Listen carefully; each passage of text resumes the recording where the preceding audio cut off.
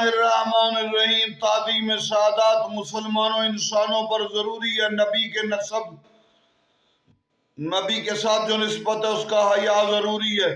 روایات میں علماء نے بیان کیا کہ معصوم نے فرمایا اکرموا اولادی الصالحون للہ الصالحون لی، میری اولاد کی عزت کرو، نیک ہے تو اللہ کے لیے، اگر گناہ گار ہیں تو دیکھو میرے نسب کو کہ میری یہ اولاد نسل ہے میری وجہ سے۔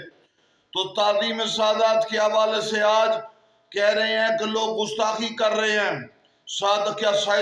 سادات کو کیا لگا ہوا ہوتا ہے؟ مسئلہ لگا ہوا نہیں، مسئلہ نسبت کا ہے۔ لہذا شہزادیوں سے شادیاں کریں، انہیں کنیزیں بنائیں۔ جو اس حوالے سے توہین کرتا ہے وہ اب برے انجام کو پائے گا۔ جب مہدی آل محمد آئیں گے، مشرق مغرب میں سادات کی عظمت کا پتہ چلے گا۔